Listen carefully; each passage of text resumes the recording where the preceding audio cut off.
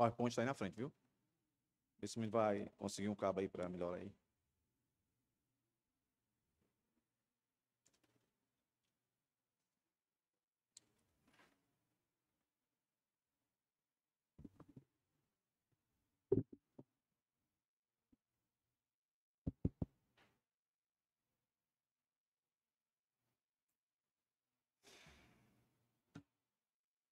Amém, irmãos. Hoje, com a graça do Senhor, irmãos, vamos encerrar a nossa série no livro de João sobre os ditos de Jesus, eu sou. E hoje, João capítulo 15, o verso 1 e o 2.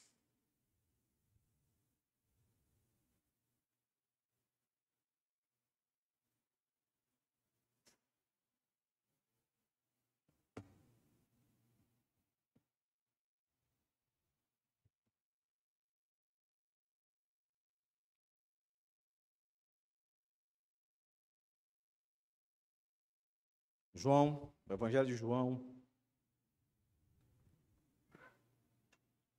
capítulo 15, o verso 1 e o 2.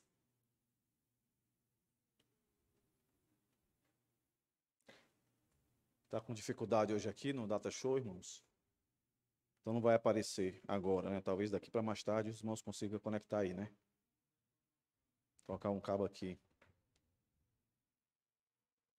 Mas dá para os irmãos se atentarem, a divisão do texto é muito simples. Vamos ler o texto e em seguida eu digo como é que o texto vai ser dividido, para os irmãos ter um norte aí, como é que eu vou caminhar aqui nesse último sermão, tá, irmãos? Sobre o eu sou de Jesus. E como todos os outros, né, irmãos? Maravilhoso que Jesus diz aqui. Verso 1.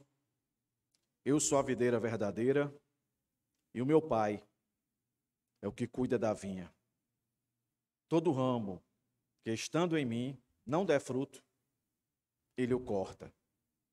E todo que dá fruto, ele limpa, para que produza mais fruto ainda. Oremos, meus irmãos. Gracioso Deus, mais uma vez, oramos a Ti, invocando a Ti, Senhor, poder para entender, para compreender, para nos aprofundarmos acerca desse Teu último eu sou, da nossa série aqui, que temos ouvido aqui a cada domingo. Que somos gratos, Deus, pelo privilégio de nos lembrar mais uma vez quem Tu és. Tu nunca escondeu. O mundo é que nunca quis reconhecer e ver quem de fato Tu és. Tu és poderoso, Tu és nosso Senhor, Tu és nosso Salvador. Por isso carecemos da Tua ação sobre as nossas vidas. Até aqui hoje, Deus, nós lemos a Tua palavra. Nós cantamos louvores a Ti. Nós louvamos a Ti com as nossas ofertas e dízimos. E agora, Deus, nós louvamos a Ti, colocando os nossos ouvidos para compreender mais uma vez, Tu falando a real necessidade dos nossos corações. Muito simples, muito objetivo, em nos fazer reconhecer que precisamos, todos os dias, lembrar de quem Tu és. Não o que somos, o que queremos ser, mas quem Tu és, Senhor. Em nome de Jesus, seja conosco agora, Deus. Alimenta nossos corações, nossa alma. Que seja um domingo diferente para nós, Senhor. Que não seja mais um encontro, mais uma reunião, mas que de fato seja para mim e para todos esses que aqui estão, um renovo que nos leve a perseverar em santificação, que nos leve, Senhor, a se arrepender dos nossos pecados para a salvação, se for o caso. Ajuda-nos, Senhor, a viver em um mundo cada vez mais distante, desinteressado de saber quem Tu és. Quando muitos te querem, pelo que tu promete fazer, pelo que tu faz. Mas a tua palavra nos chama, e tem nos chamado aqui, a entender e compreender quem tu és. Obrigado, Senhor, pela chuva que cai. Obrigado, Senhor, por tudo. Em nome de Jesus. Amém.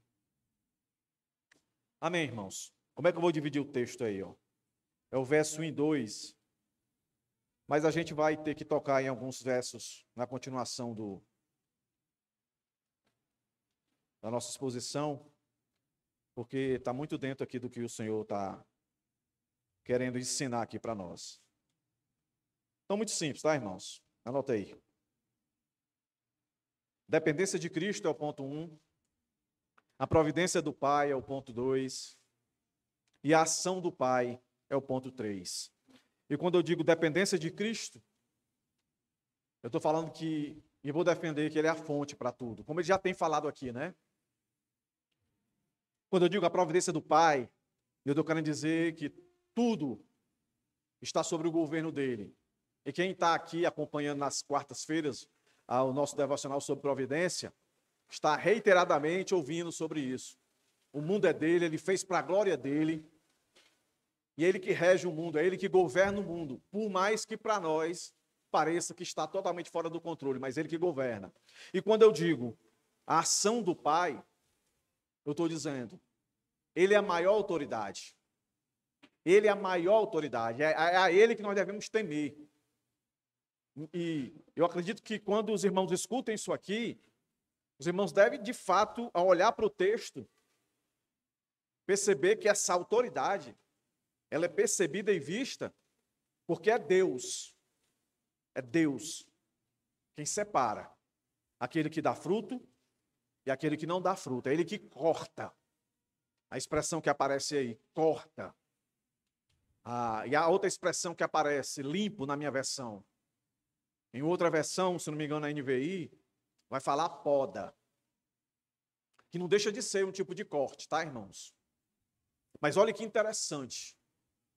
Até aqui, nós vimos nas palavras de Jesus aqui no Evangelho de João, ele declarar, né? Aí eu preciso fazer a recapitulação aqui para os irmãos compreenderem que todos esses eu sou que Jesus fala aqui, não foi algo só para estabelecer quem ele é, mas, na verdade, a necessidade do mundo saber quem ele é, para que no futuro próximo, eu vou dizer assim, né? Usando as palavras de Paulo, né? Nos últimos dias, e nós já estamos nele, esse aqui que disse, eu sou o pão da vida, João 6,35. Sem ele, não há sustento real e verdadeiro. Aí ele disse, eu sou a luz do mundo, 8, verso 12.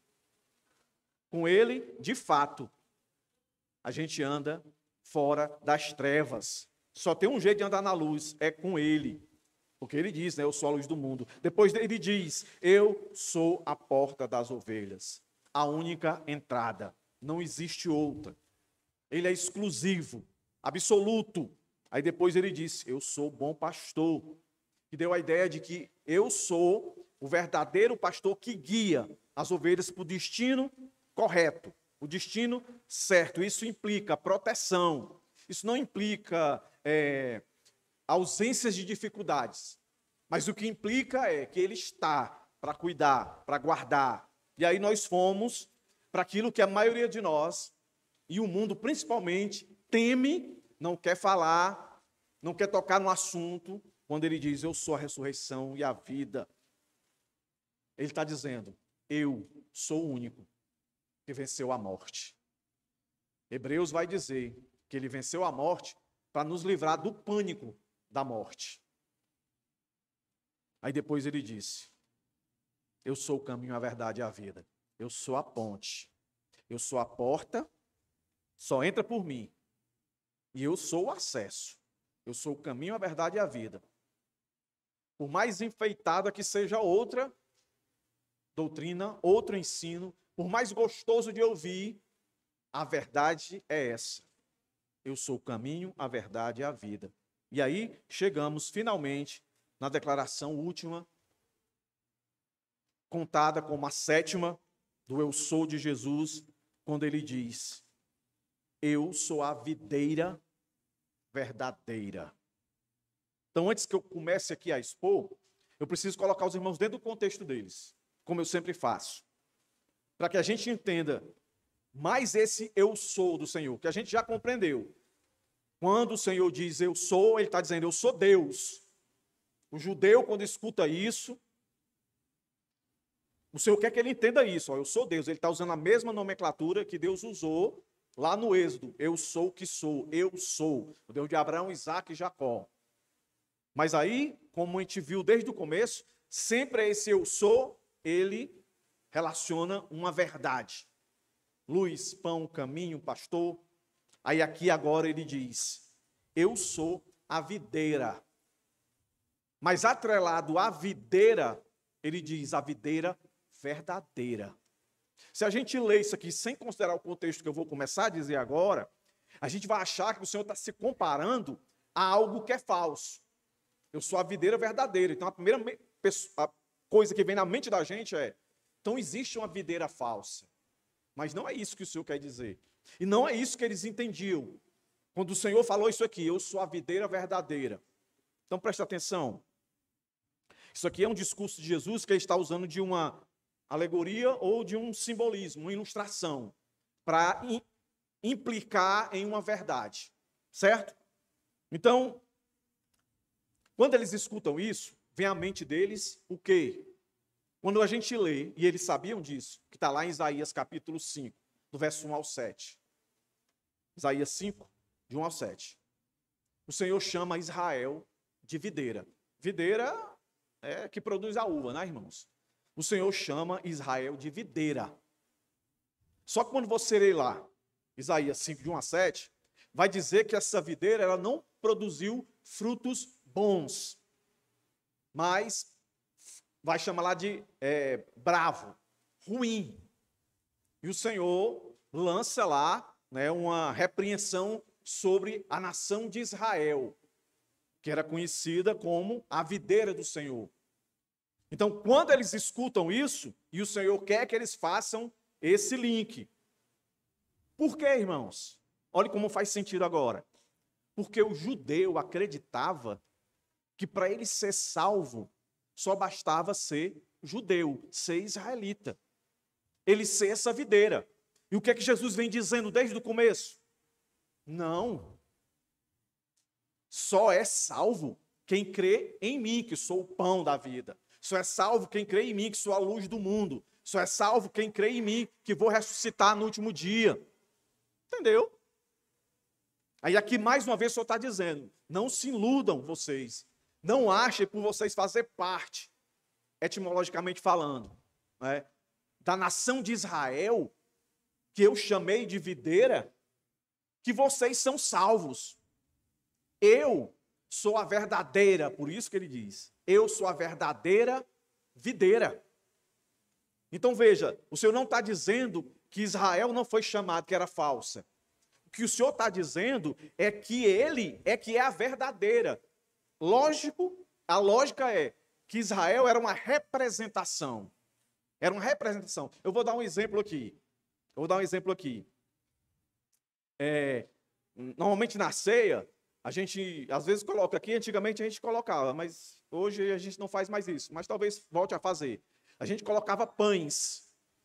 Pães aqui, mas de plástico. Não se lembra disso? Pão de plástico, uva de plástico, colocava aqui. E aí, pense, esse material artificial e do lado pão e uva. E aí alguém dissesse assim, escolha aí qual é o pão que você quer comer. Aí você ia dizer o quê? Eu quero comer o pão de verdade. Você não está querendo dizer que o outro pão é falso. Você está querendo dizer que aquele pão não é pão. Ele representa um pão, entendeu, irmãos? É isso que o Senhor está dizendo aqui. Por isso associa essa expressão. Eu sou a videira verdadeira. Eu que sou a videira verdadeira. É de mim que vem a salvação. Daqueles que creem em mim como Senhor e Salvador. Não é porque nasceu. Esse é o ponto, entendeu, irmãos? E aí, como o escritor aqui é João, que escreveu as epístolas e também escreveu lá o Apocalipse, talvez aqui eles também tivessem um conhecimento que João, quando está escrevendo o Apocalipse, aí eu quero que você vá lá, Apocalipse capítulo 14, ele vai chamar a terra, a videira Israel passado. Ele vai chamar a terra futuro, porque provavelmente o que está descrito aqui em Apocalipse 14 é algo que ainda vai acontecer, então é futuro. Aí eu vou chamar de uma videira futura, que também é uma figura, né? Uma figura que vai ser real, mas é uma figura. Mas é interessante o Senhor chamar isso também de videira, ó. 14, Apocalipse 14, vai do verso 14 até o 20, mas eu não vou ler tudo. Eu só quero ler o verso 18. Verso 18 do capítulo 14. Depois você lê em casa o contexto aí. Mas é um contexto duro e difícil aqui. Mas que caracteriza um outro tipo de videira, que seria o mundo, quando estiver na hora, o Senhor vai fazer a colheita. Olha aí o que está dizendo, ó. Verso 18. Ainda outro anjo saiu do altar, o anjo que tem autoridade sobre o fogo, e clamou com voz forte ao que tinha a foice afiada, dizendo: pegue a sua foice afiada e junte os cachos da videira da terra, porque as suas uvas estão maduras. O verso 19 aí é cruel. O verso 19 aí vai dar a ideia de um extermínio. E olha que o negócio é brabo. O verso 20 diz assim, ó: o lagar foi pisado fora da cidade, e correu sangue do lagar, chegando até a altura dos freios dos cavalos, numa extensão de cerca de 300 quilômetros. Meus irmãos, é muito sangue. Eu não sou muito ligado ao interior, né? Mas eu acredito que o freio do cavalo, os irmãos aí me corrigem, é aqui na boca, né? Freio do cavalo, boca e nariz, né? Daí está dizendo que o sangue vai chegar a essa altura do cavalo, 300, e lá vai ser uma carnificina. Então, quando eles escutam isso, provavelmente eles lembravam dessas duas ilustrações de videira, sendo que a que eles abraçavam mais era a questão de Israel. E não é só Isaías, não, Jeremias e nos Salmos, o povo de Deus é sempre comparado com a videira. Mas o Senhor diz isso, ó: eu sou a videira verdadeira, eu sou a perfeita, eu sou a completa, eu sou a que produz frutos. Esse é o ponto, tá, irmãos? Então, muito básico aqui, irmãos, o significado dessa ilustração, dessa alegoria que o Senhor faz aqui. A lição principal é: assim como os ramos só dão fruto se permanecer na videira, os crentes só produzem frutos espirituais se permanecerem em Cristo. Que aqui tem a videira, tem os frutos. Aí tem aquele que diz que é a videira, tem aquele que cuida da videira e tem aquele que trabalha na videira. Que ele tem essa autoridade de olhar qual é que está dando fruto. Então, é muito simples. O Senhor está querendo dizer se coloquem dentro dessa alegoria aqui. Onde é que vocês estão? E se estão, cadê os frutos? Aqui o Senhor responde uma pergunta que muita gente, às vezes, não tem resposta. Como é que eu sei que o indivíduo é crente?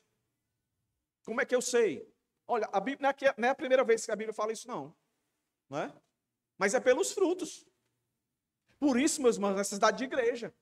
Para você se congregar e conhecer quem são e quem não são. Mas, pastor, se eu olhar e perceber que não é, quer que eu faça? Boto para fora da igreja? Não. Você vai tratar ele como um ímpio.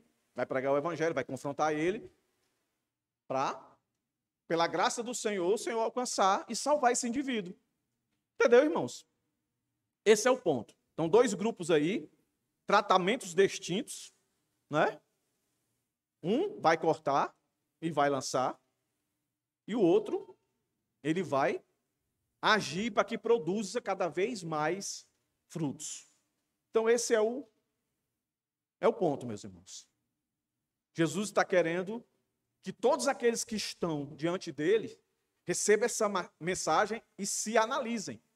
Aonde eles estão e como estão. E olha que interessante. Depois disso daqui, Se você fosse ler, continuar lendo o livro de João, você vai perceber que Jesus vai morrer.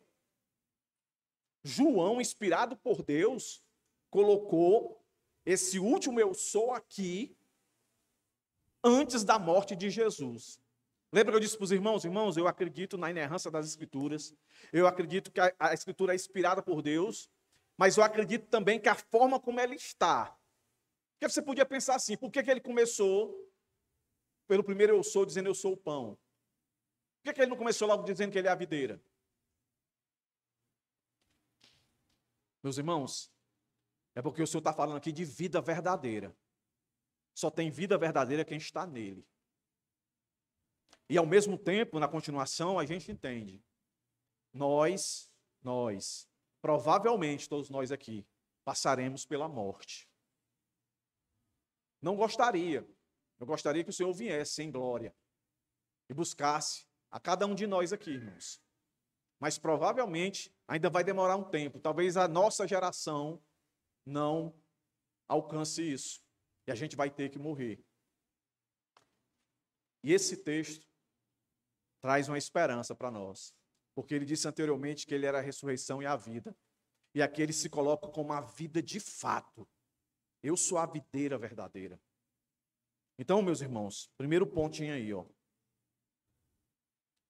que é que o Senhor está dizendo? Para eles, em primeiro lugar, não dependa das obras de vocês.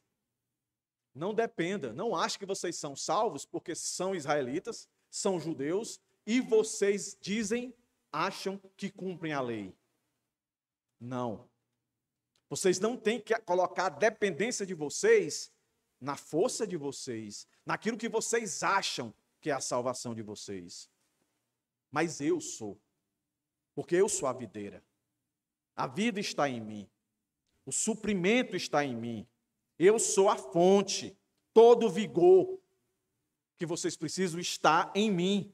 Exclusivamente vem de mim. Repito, irmãos. Isso aqui é o evangelho confrontador. O ser humano, ele quer ser, como é que eu posso dizer? Independente. Ele quer ser autoexistente. Ele não quer depender de ninguém. Você já deve ter visto aí que nós estamos num período onde as pessoas falam muito agora, né, de investir dinheiro, ações, aquela coisa.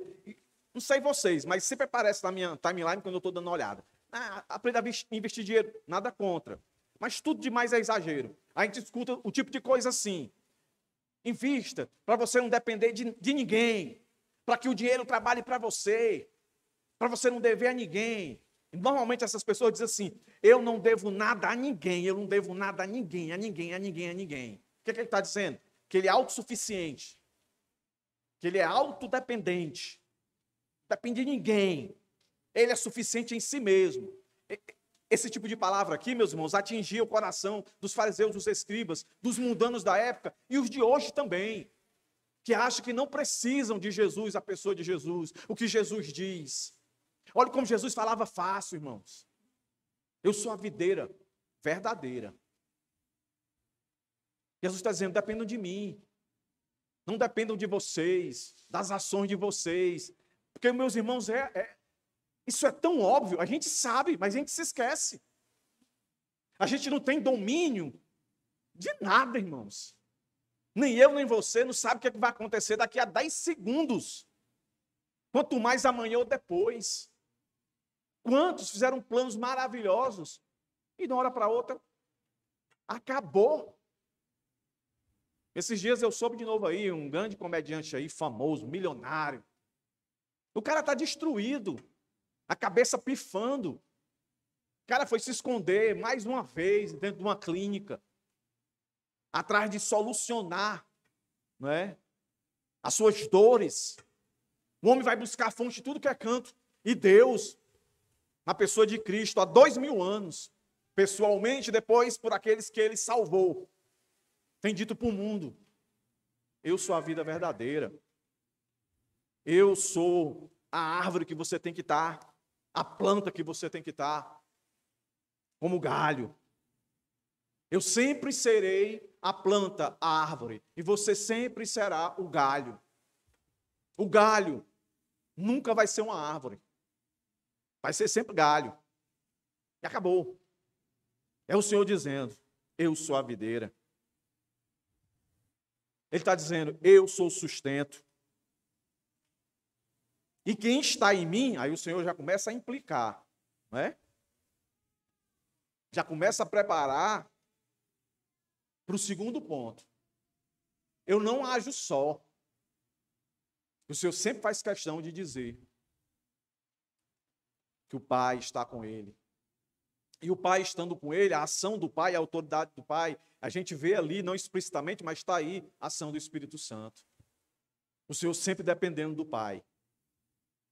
Eu sou o sustento. Meu Pai é aquele que provê tudo, todas as necessidades. É o nosso ponto 2, ó. É Deus que trabalha nessa vinha. Presta atenção.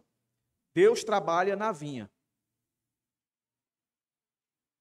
Mas nós começamos o verso dizendo aqui que quem é a vinha? É Jesus. Por isso que Jesus diz, eu sou o caminho. Por isso que Jesus diz, eu sou a ponte. Eu sou a porta. Deus trabalha através de mim. Interessante, irmãos. Interessante. Eu estou dando uma cadeira de Hebreus, né, na semana em uma igreja. E lá eu disse para os irmãos, o escritor de Hebreus, ele é enfático em dizer, mas como é que vocês querem deixar a nova aliança para voltar para a figura, para a sombra? Como é que vocês querem fazer isso?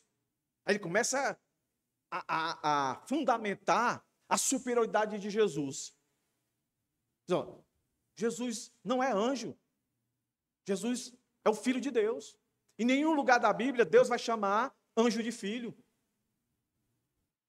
Aí, Jesus é maior do que anjo, não só porque foi chamado de filho. A Bíblia diz que ele é herdeiro, ele é criador. Aí ele vai lá argumentando todinho. Depois, na continuação, ele vai dizer que é maior do que o profeta, é maior do que sacerdote. Vai dizendo tudo, mas ele começa dizendo como?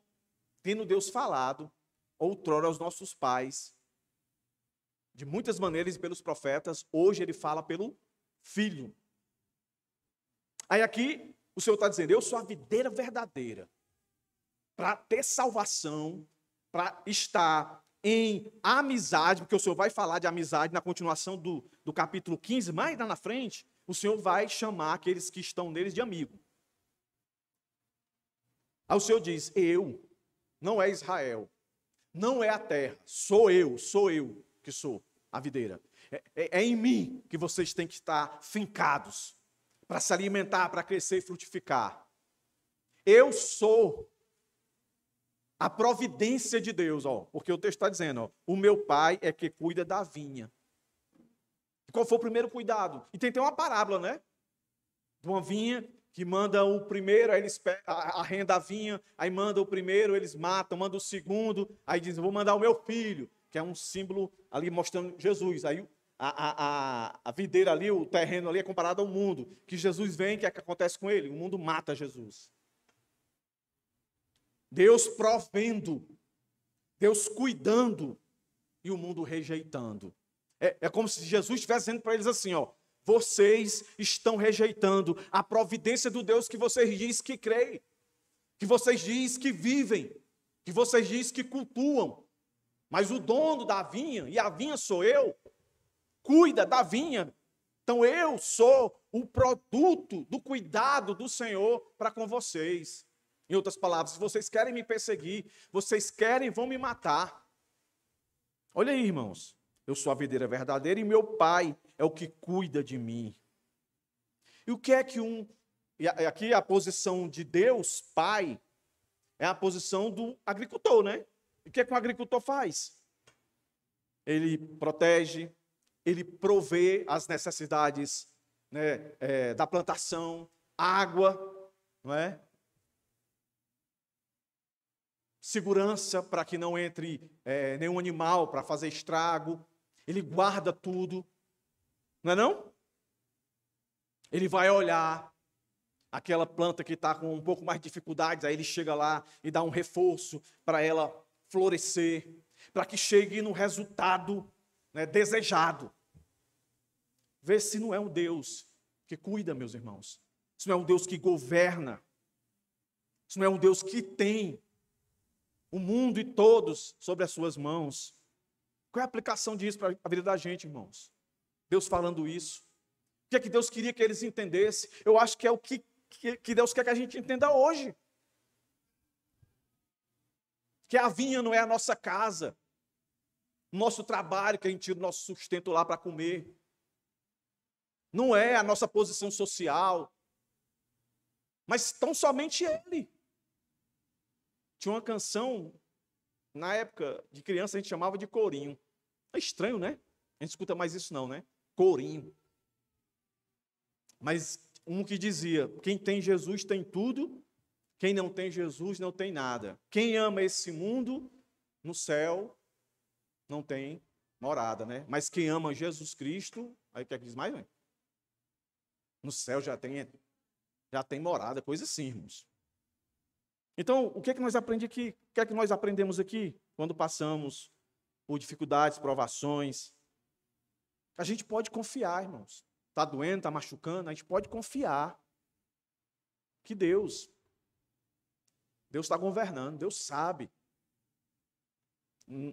Não seremos os últimos, nem fomos os primeiros, nem seremos os últimos.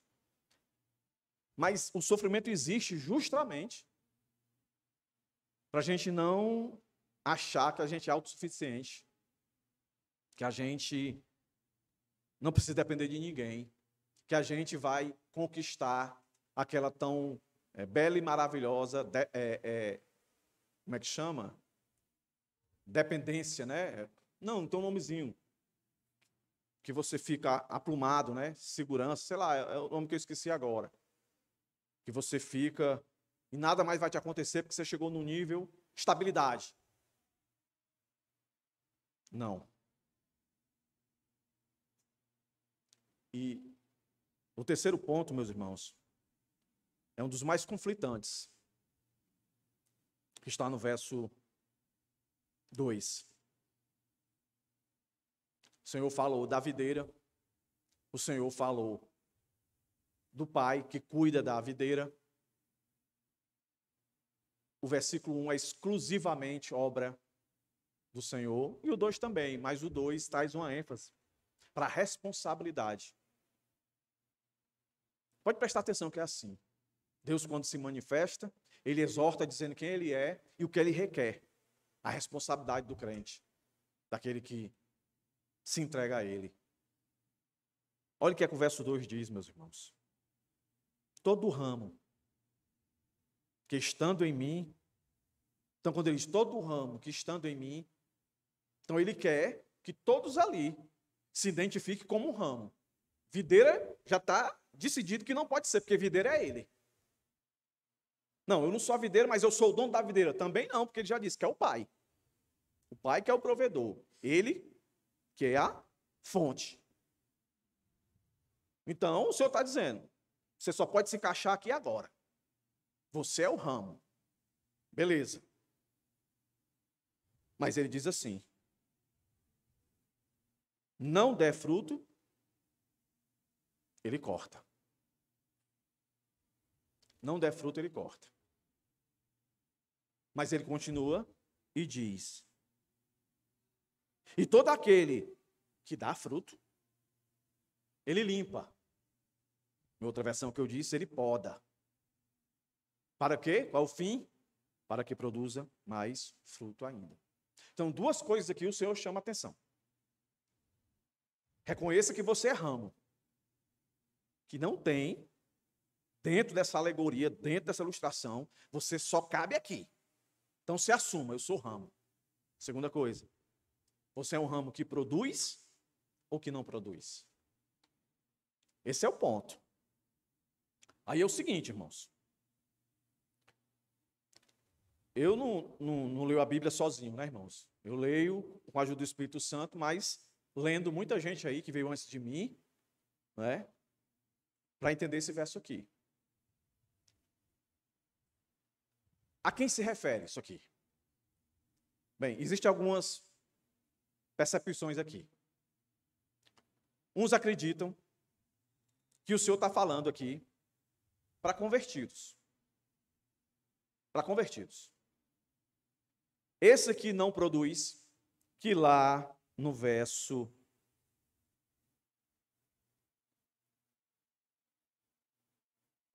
6. É um verso forte, ó. Se alguém não permanecer em mim, será lançado fora, a semelhança do ramo, e secará. E o apanham, lançam no fogo e o queimam. Porque no 5 ele disse, eu sou a videira. Vocês são os ramos. Então, se alguém não tinha se colocado ainda, o Senhor disse, ó, vocês, se tinha alguma dúvida, vocês são os ramos. Quem permanecer em mim e eu nele, este dá, ó, muito fruto.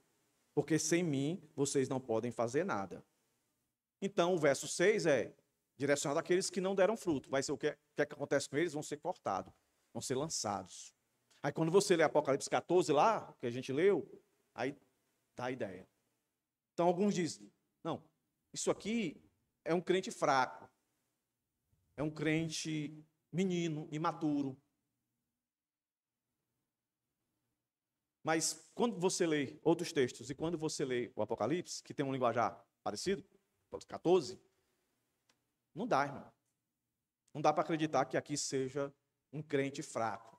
E o que dá fruto, que no verso 2 vai dizer, fruto, produza mais, ó, dá fruto, no finalzinho do verso 2, ó, dá fruto, aí entra o verso 3 e vai dizer, vocês estão limpos por causa da palavra, aí vai dizer, para dar mais fruto. Aí mais adiante, no verso 5, diz, muito fruto, que dá a ideia de uma progressão. Que aí, alguns vão dizer, pronto, esse aí é o crente que está crescendo, que é maduro. Esse outro aí é o crente que é imaturo, ele ficou estagnado, ele precisa que Deus dê uma balançada nele, um corte nele. Esse outro não, ele está amadurecendo, ele dá fruto, depois ele dá mais fruto, depois ele dá muito fruto. E a palavrinha que encaixa tudo isso é o permanecer. Permanecer é ficar. Ficar, entendeu? Não é estar por um momento, é ficar. Então, uma das percepções é essa. Outra percepção, meus irmãos, essa daqui é que eu não acredito mesmo, que são pessoas, esses que são cortados. O que está limpo, os irmãos já entenderam, são os crentes maduros. Mas o que foi cortado? Então, para não confundir os irmãos, uma percepção diz, é um crente imaturo. A outra percepção vai dizer, e essa, absurdamente, eu não acredito, irmãos, que é o crente que perde a salvação. Eu não acredito que crente perda a salvação. Até porque se você ler João vai dizer bem claro. O Senhor diz, né? Aqueles que o Pai me der, jamais lançarei fora. Ninguém pode arrancar das minhas mãos, não tem como. E aí o Senhor está dizendo, aquele que permanece em mim vai dar fruto, mais fruto, muito fruto. Não tem como. Então, duas possibilidades para não considerar, irmãos. Não é crente imaturo, que vai ser cortado. Não é um crente que perdeu a salvação, em hipótese alguma. Então, o que é, então? Simples, irmão. É o ímpio mesmo. É o ímpio. É aquilo que mais na frente, ou em outros textos, o Senhor vai chamar de joio no meio do trigo. É o falso crente. É o crente nominal. É aquele crente que vai para a igreja, mas ele não é crente. Ele é um ativista. Entendeu? O Senhor está querendo atacar quem, irmãos, aqui? O contexto vai dizer exatamente isso. Por isso que aqui eu tenho, e vou fundamentar, que aqui o Senhor está falando, olha, não adianta se iludir. Só é crente aquele que permanece em mim. E a prova que permanece em mim é que ele progride. Ele progride. Ele nunca vai ficar estagnado ao ponto de não produzir nenhum fruto. O que pode acontecer com um crente imaturo é ele ficar produzindo poucos frutos. Mas deixar de produzir fruto ele não deixa. Daqui a pouco eu comprovo isso. Então, para fundamentar que o Senhor aqui está querendo atacar exatamente aqueles falsos religiosos, os escribas e fariseus, que em outro momento o Senhor chama de filho do diabo, e filho do diabo quem é? Os ímpios. Não é quem foi salvo e perdeu a salvação. Não é um crente fraco. É que não foi alcançado. Então presta atenção aqui, ó. Vamos ler o verso 2. Todo ramo que está em mim não der fruto, ele o corta. E todo que dá fruto, ele limpa, para que produza mais fruto ainda. Percebeu aí? Agora vamos voltar só uma página aí na sua Bíblia. Capítulo 13, que é o contexto do capítulo 14. Ou 14 e 15. Olha essa fraseologia aqui. E vê se você consegue identificar aqui aquele que vai ser cortado e aquele que vai ser limpo. Olha aqui, verso 10.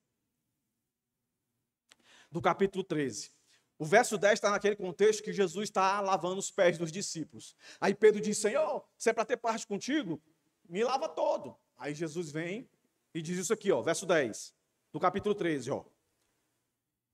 Quem já se banhou não precisa lavar nada, a não ser os pés, pois quanto o mais está todo limpo, e vocês estão limpos, mas não todos. Pois ele sabia quem era o traidor. Foi por isso que disse, nem todos estão limpos. Ele está falando de quem, irmãos, aqui? Está falando de quem aqui? De Judas. Agora diz para mim aí. Fazer uma recapitulação aqui, bem bacana aqui para os irmãos. Judas era o quê? Hein? Era um dos 12. Não era não? Jesus não estava no meio de todos os movimentos, vamos dizer assim, dos cultos. Judas era quem, irmão? No Levi, tem nada a ver, viu, irmãos? Não faça associação, pelo amor de Deus. Era o tesoureiro, o infeliz. Não faltava culto, não. Viu tudo. Foi não, irmãos? É certo e correto dizer que ele, por ser um dos 12, quando o Senhor enviou os 12 e derramou do seu espírito para expulsar demônio, para curar, ele estava no meio, irmãos? Sim ou não? Estava no meio. Ele teve todos os benefícios. Todos os benefícios. Ele estava na videira. Mas a videira não estava nele. Qual a prova? Está aí. Nem todos estão limpos. Aí você faz a lógica ao contrário. Muitos estão cortados. Andam comigo, mas não são meus. Mateus capítulo 7, que é o capítulo que a maioria das pessoas usa erradamente para dizer que não deve julgar, mas quando você lê ele todinho, chega no final, está lá. Senhor, eu expulsei demônio, eu fiz prodígio e maravilha no teu nome.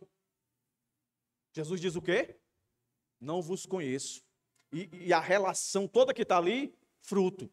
Vocês vão conhecer os falsos pelos frutos. Então, meus irmãos, volta lá para o nosso texto. Sem sombra de dúvida. Quando o Senhor diz, eu sou a videira verdadeira, meu Pai é o que governa tudo isso, e meu Pai, Ele sabe quem são os verdadeiros. Aqueles que estão de fato nele e ele neles. Ele sabe. Então Judas não foi o primeiro nem o último. Tem muitos. Tem muitos, meu irmão. Deus é soberano, Deus usa muitos. Olha, no Antigo Testamento Deus usou uma jumenta para fazer a obra dele, não vai usar o ser humano. Vai. A maior parte dos comentaristas, estudiosos, dizem que Saul não foi eleito. E Saul foi rei. Saul profetizou. O povo todo que saiu lá do Egito, aquela multidão, milhões de pessoas, experimentaram tudo. Estavam debaixo da cobertura do Senhor, mas de fato não tinham o Senhor. Tanto que não entraram. Ficaram todos. O que é que o Senhor está querendo ensinar nisso aqui? Primeira coisa, crente de verdade, ele produz, nem que seja pouco, mas ele produz. Ele vai frutificar de uma maneira ou de outra. Esse é o objetivo. Essa é a ação do Pai. Ele poda, justamente, para você ver como tudo é dele, irmãos. Como tudo é dele. Por isso que eu e você, o crente, ele não tem desculpa de dizer assim, mas eu não consigo, eu não fui chamado para isso. Todos, aquele não diz, pastor, presbítero, diácono, ele universaliza, todos que estiverem em mim, que forem meus, vão frutificar. Olha aí, irmãos. Todo que dá fruto, ele limpa. Para quê? Para produzir mais fruto. Aí mais adiante, mais fruto ainda. E depois, muito fruto. A diferença de um crente para o outro, que a gente pode perceber, é o grau de maturidade de fruto mesmo. Mas de essência, todos são salvos. Todos. Jesus, quando fala isso, mais uma vez, o Senhor está dando uma chance para os fariseus, os escribas, que achavam que eram os únicos que conseguiam, de fato, cumprir com tudo, e os frutos deles eram dignos de ser louvado. Tanto que tudo que eles faziam para aparecer, mostrar, nas ofertas, nas orações, nas pregações, eles queriam sempre mostrar mais santidade. Por isso que vem esse termo aí, né? O fulano de tal é fariseu. Quer dizer, ele diz que é uma coisa, mas na verdade ele não é. Isso é muito interessante, irmãos. Jesus dizer isso lá e muito mais nos dias de hoje, onde as pessoas querem se sentir autossuficientes, ou então querem colocar coisas, oportunidades, posições, como de fato trazendo isso a ideia de que aquilo é fruto. Não. Quando a Bíblia fala de fruto, ela está querendo dizer o quê? O que ela está dizendo? Na prática, pastor, na prática, que fruto é esse? Que fruto é esse que eu tenho que praticar? Que fruto é esse que eu tenho que testemunhar? Que fruto é esse que as pessoas vão olhar para mim, né, e eu mesmo, ao olhar para mim, eu vou dizer assim, rapaz, eu sou crente mesmo. Porque para fazer isso aqui, como é que eu faço isso aqui? É o que eu digo para alguns irmãos. O que é que te traz para o culto na quarta, no domingo, para assistir um EBD, por mais desanimado que você seja, por mais, às vezes, meio noiado que você seja, o que é que te traz? Que força é essa? Que força é essa? É o Deus, o agricultor, o dono da vinha, que está lá, ó, te podando, te cortando para tu ir melhorando, melhorando. Qual é? De todos que vieram depois de Jesus, fica mais fácil os irmãos fazerem a conexão, que sempre foi crescendo, crescendo, crescendo, crescendo, e chegou um ponto que ele... Não, todos tiveram reviravolta. O próprio Paulo. Paulo não entendia, né, as dificuldades que ele estava passando. E como é que resolve o problema de Paulo? Senhor, passa de mim. Tira de mim esse espinho. Não aguento mais, não aguento mais, não aguento mais. Aí Deus olha para ele e diz o quê? Paulo, a minha graça te basta. Ou seja, Paulo, eu te basto. Tudo pode estar virando a cabeça. Eu estou contigo. Graça a isso. É Deus estar em nós. E nós estarmos nele. A videira. Estou contigo. Grita, esperneia, eu estou aqui. Eu estou aqui. Mas de modo prático. Fruto é caráter. Então, quando eu falo que fruto é caráter, eu me lembro aqui de Gálatas. O que está escrito lá em Gálatas? Fruto do Espírito, o que é, irmãos? Amor, alegria, paz, paciência, benignidade, bondade, fidelidade, mansidão, domínio próprio. Não é não? A Bíblia chama de fruto. Caráter. Crente tem caráter. Crente que é ramo de verdade, que está na videira verdadeira, ele tem caráter. Ele pode vacilar de vez em quando pela influência, ou pela negligência dele de se alimentar da palavra, que é Jesus, que é a videira, que é a fonte, aí ele pode deslizar. Mas o caráter dele é transformado. Não é uma nova criação, a Bíblia não diz assim? Então ele tem, né, que antigamente a gente aprendia assim, né? Qual é o fruto do Espírito que você tem? Aí eu até brinco para os irmãos que todo mundo olhava para mim e dizia, o pastor Iranildo, ou então o Iranildo tem tudo. Só falta nele mansidão e domínio próprio, porque o bicho é bruto. Mas hoje nós sabemos, não. Se tem um, tem todos. Se não tem um, não tem nenhum. Entendeu? Não tem isso não, que fruto, aí esse aqui tem, né? Esse aqui tem a mansidão, aquele ali não tem. Ah, então está justificado. Não, o pastor pode ser bruto mesmo, porque ele não tem. Não, quem tem um, tem todos. Agora, aí vai também a personalidade de cada um, né? Aquele que é mais calmo, também é a tendência de ser o mais frouxo, o medroso, não é não? Tu só olha pra gente que é mais assim, né? Quer dizer, ninguém olha para mim e diz assim, é um barriga branca, né? Acho que não, né? Pelo contrário.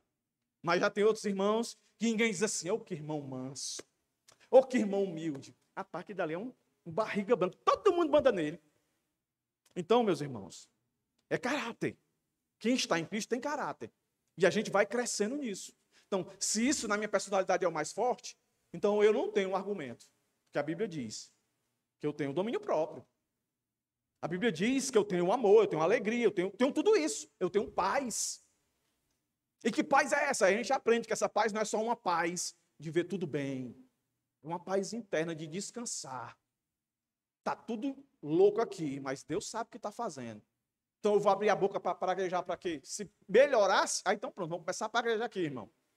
Se melhorasse praguejar, vamos começar a praguejar. Olhando tudo aqui, começa a soltar praga aqui, domingo que vem está tudo perfeito. Não. Caráter, fruto. É só isso? Não, irmãos.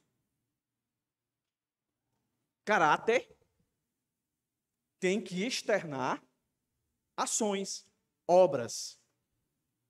Então, praticar o amor. Porque Gálatas diz, né, que o fruto é amor. Então você tem que praticar o amor, colocar em prática. Servir.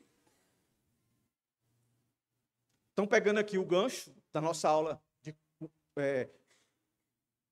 uma igreja correta. Como é que ela lidar com as ofertas e os dízimos? Então pronto. O fruto de quem está numa videira, na videira verdadeira, é uma pessoa que tem a prática de generosidade.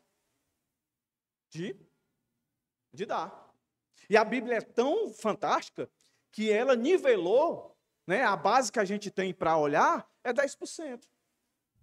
Então, se você ganha 1.000, 10% é 100.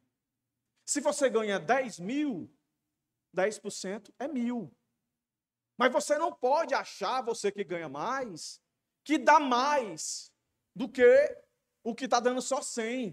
Porque na perspectiva de Deus, todos estão dando a mesma coisa, 10%. Só que a gente não olha para o 10%, a gente olha para o valor. Aí o cara ganha 20.000, 10%, 2.000. Tá, então eu dou mais, eu sou que dou mais na igreja.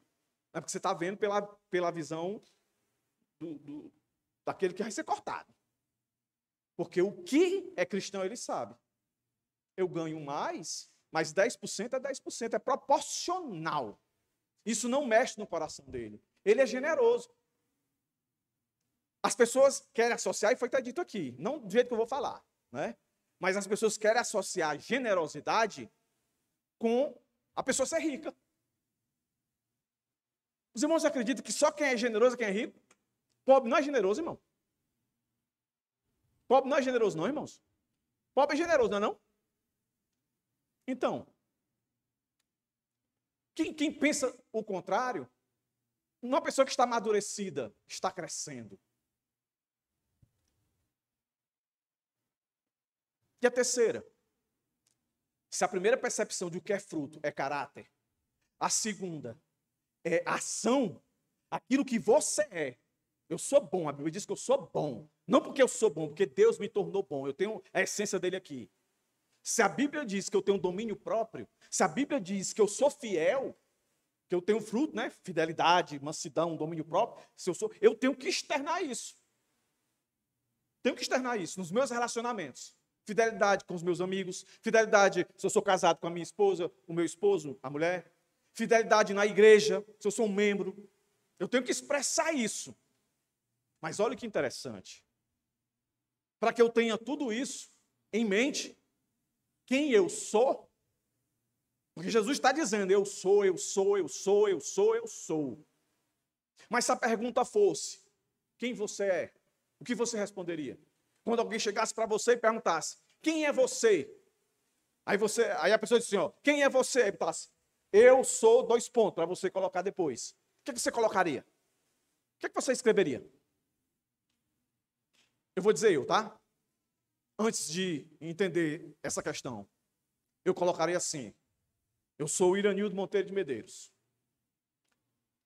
Aí a pessoa, quem é você? Eu sou, dois pontos, para mim continuar, porque eu não convenci ela. Eu disse, eu sou casado. Tá vendo? Eu sou, Iranildo, eu sou casado. Aí depois, aí eu ia pensar, o que é que ele está querendo que eu diga que eu sou? Aí eu ia dizer, eu sou pastor. Eu sou professor. Eu sou filho do seu João, que é pastor. Eu sou neto. Aí fosse dizendo. O que você diria? Com esse texto aqui, depois de ouvir tanto Jesus, eu sou, eu e você devíamos dizer, em primeiro lugar, eu sou um salvo na pessoa de Cristo. Eu sou um ramo na videira que é Cristo. Eu sou um pecador que me arrependo e tenho um perdão de Cristo na minha vida. Mas como isso pode ser real na minha vida e na sua vida? Eu preciso ter caráter, consciência de caráter transformado. Eu preciso ter ações concernentes a essa percepção que eu tenho de caráter. E a terceira é que me faz, de fato, ter em mente essas duas verdades, de quem eu sou. É comunhão com Deus. Lembre-se, eu comecei dizendo, irmãos, nosso primeiro ponto é dependência de Cristo. Aí lembra que eu disse para os irmãos, a palavra que mais aparece aqui depois de fruto é permanecer. É só você olhar aqui, ó. A partir do verso 3, se você for lendo aqui, é permanecer. É relacionamento, é comunhão. Tem um ditado do mundo, não é bíblico, mas parece bíblico. Diz com quem tu andas, que eu te direi quem tu és.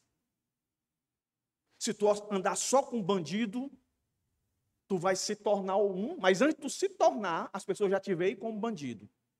As pessoas já vão ter a resposta. Quem é fulano? Fulano é bandido. Se você andar com drogado, mesma coisa. Se você andar com prostitutos e prostitutas, a mesma coisa.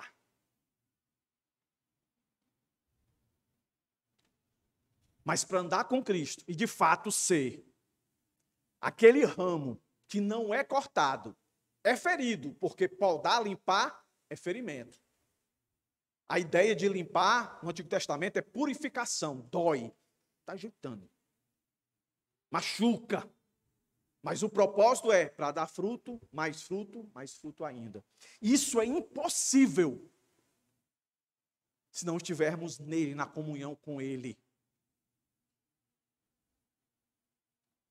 Frutificar, meus irmãos, além de caráter e de ação, significa permanecer em Cristo e crescer espiritualmente. Desenvolver uma vida de oração. A videira diz, orai sem cessar. A Bíblia diz, medite. Depende da palavra, nós passamos um tempo aqui, num devocional, a suficiência das Escrituras, e meditamos ali no Salmo 119. Cultivar um coração de gratidão. Aqui, quarta-feira passada, nós oramos aqui, faltou energia. Lembra, irmãos? Faltou energia. Aí nós oramos aqui. Aí eu disse para os irmãos, eu percebi que a oração de quem orou, ela sempre tinha uma percepção, que aí eu fiz um link com a providência, de que nós sempre temos que achar que as coisas boas que acontecem com a gente é sempre graça de Deus, porque a gente não merece. A gente não merece. Deus é bom o tempo todo. Quem estava quarta-feira aqui, eu disse que naquele dia aconteceu um milagre. Lembra que eu disse? Eu vou dizer para vocês. Irmãos, eu sempre sou sincero com os irmãos. Antigamente eu achava que a minha sinceridade podia ser um tom de fraqueza. Mas se meu Jesus foi para o Getsemane e mostrou ali a grande aflição que ele estava tendo ao ponto de suar sangue, então quem sou eu para me envergonhar de um medo?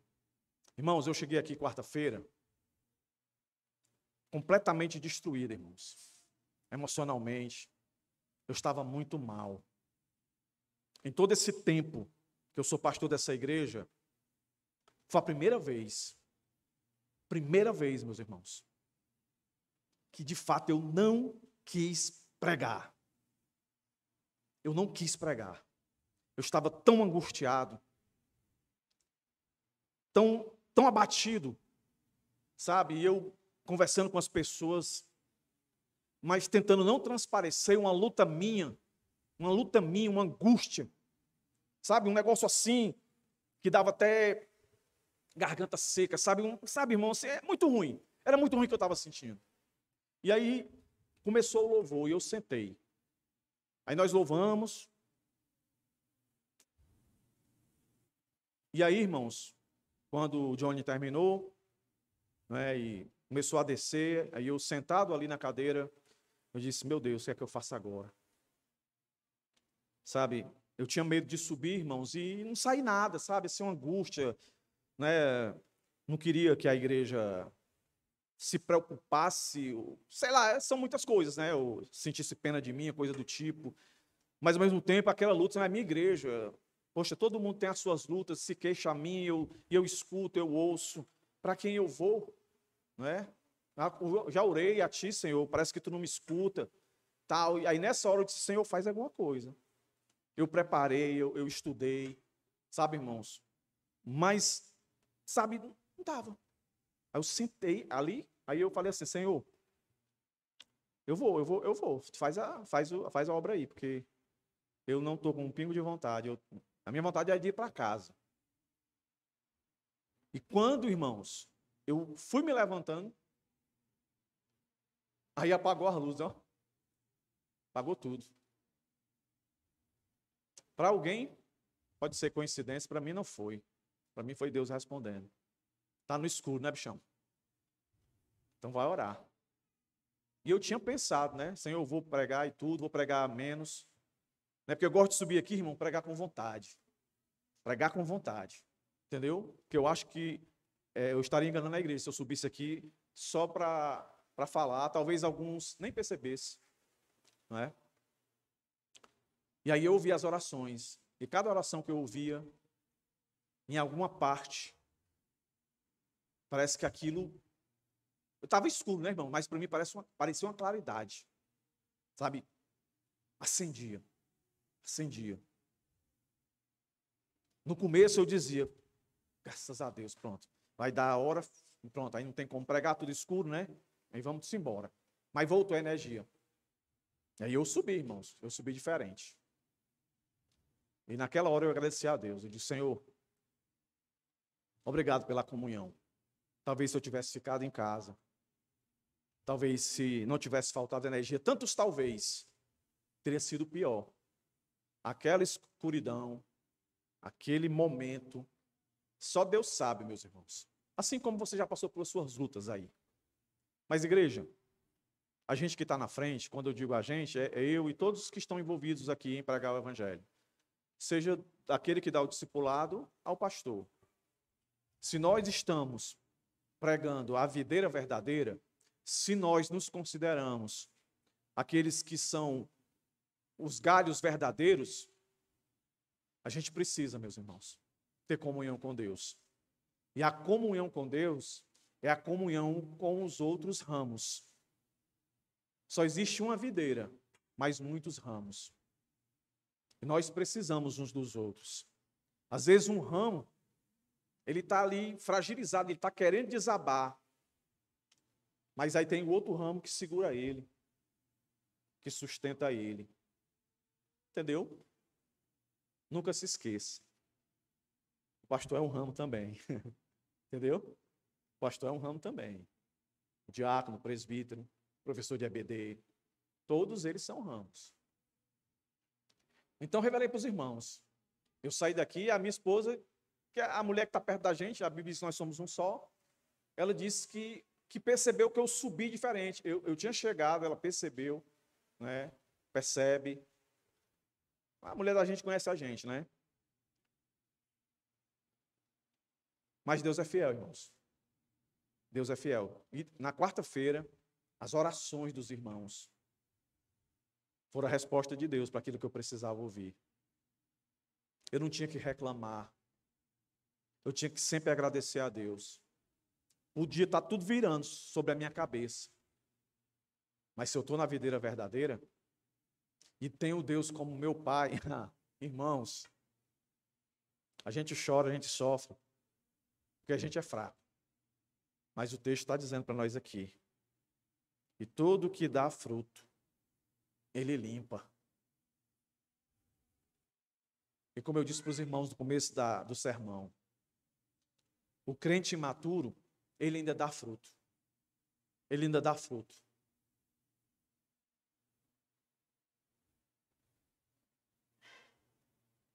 Mas para isso, a gente tem que se submeter. Aí eu trago aqui Romanos 12, 1, 2. Diz lá que a gente tem que se entregar. Se a gente quer ter percepção do caráter que temos, da obrigação, da obra que temos que fazer pelo caráter que temos, nós só conseguiremos viver isso se nós estivermos, de fato, toda hora, se oferecendo para o Senhor, para experimentar a boa, a perfeita e agradável vontade de Deus, e não a nossa. E não a nossa. A de Deus é sempre maior. Então eu concluo aqui, meus irmãos, didaticamente dizendo para os irmãos, a mensagem de Jesus sobre a videira verdadeira nos ensina que precisamos sempre depender dele, da providência do Pai, não da nossa. Isso não tira a nossa responsabilidade, e saber que ele tem toda a autoridade para agir. Quando você olhar para esse texto, Deus cortar, Deus limpar a gente, podar a gente, é Deus tirar aquilo que de fato está nos impedindo de crescer. E de repente pode ser lutas e tribulações. Mas de repente também pode ser coisas boas e agradáveis, que está nos fazendo esquecer de quem nós somos e de quem o Senhor é. A gente só sabe quem nós somos verdadeiramente, quando a gente sabe quem verdadeiramente é o Senhor. Aí olhando para Ele, a gente vê quem nós somos. E nós somos o quê? Salvos na pessoa dEle e para viver para a honra e glória dEle. E aqui eu aplico mais duas coisas para encerrar. O que é que eu tenho que fazer? Confiar em Deus e sempre acreditar que a perfeição só chegará a nós quando Deus instaurar aqui por completo novos céus e nova terra. Até lá, nós temos que caminhar, dando fruto, mais fruto e muitos frutos para a honra e glória do nome dele. Amém, irmãos? Vamos orar. Aqui